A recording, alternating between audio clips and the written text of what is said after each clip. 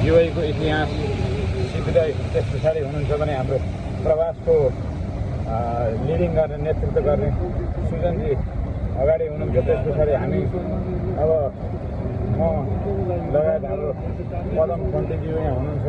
प्रवास केन्द्र हाँक्दै हुनुहुन्छ उहाँ सचिवको भूमिकामा। त्यसै गरी पनि आज अब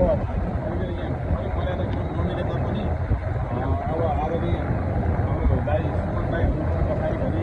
त्यसै गरी हाम्रो आदरणीय दाइभन्दा पनि हामी त एकदमै साथी नै भयौँ, असाध्यै क्लोज भयौँ हामी। अब त्यही भन्दा रुचाउने एकअर्कालाई। अब यो फ्रेन्डसिप चाहिँ कहिल्यै नमरोस् भन्ने पनि चाहना छ। यो भिडियोमा मैले रेकर्डै बनाएर राखेँ।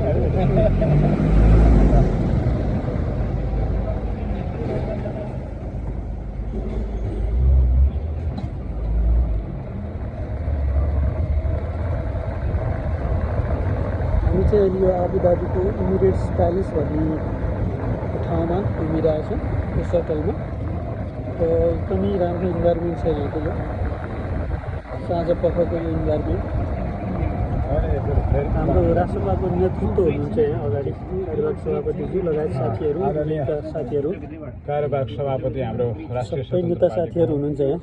कार्यवाहक सभापतिज्यू ड्राइभिङ सिटमा बस्नु भएको छ र पछिल्लो पार्टी हाँकिरहनु भएको छ। रिसोर्ट सटलमा पनि साथीहरू हुनुहुन्छ हाम्रो राष्ट्रसभाका साथीहरू अगाडि बस्नु भएको छ।